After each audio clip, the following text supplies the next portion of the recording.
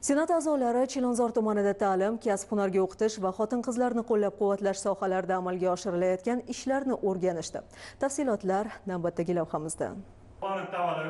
Dastlab senator, mahalliy kengash deputatlari va tuman hokimligi mas'ullari Savdo akademiyasi o'quv markazi faoliyati bilan tanishdi. Markazda chakana savdo sohasi uchun malakali kadrlar tayyorlanib, bugunga qadar 816 nafar tinglovchi ta'limni muvaffaqiyatli yakunlagan. Shundan so'ng Sharaf mahallasidagi nodavlat maktabgacha ta'lim tashkiloti faoliyati ko'zdan kechirildi. 200 nafardan ortiq bolani qamrab olgan muassasa ishga tushirilishi natijasida 50 nafar fuqaro doimiy ish bilan ta'minlangan.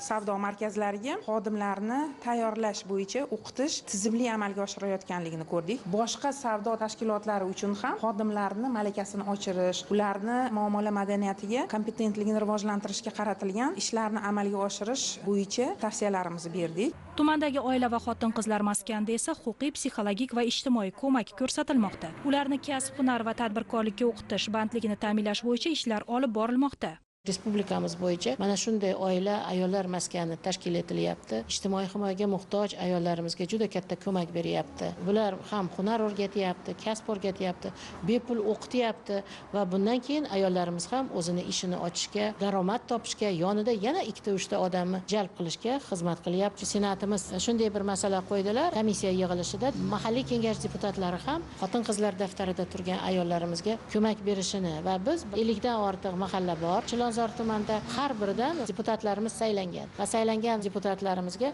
daftarda turgan ayollarimizni xabar olib, ularga yordam berish masalalari mahalliy kengash deputatlari orqali ishlarni olib boryapmiz.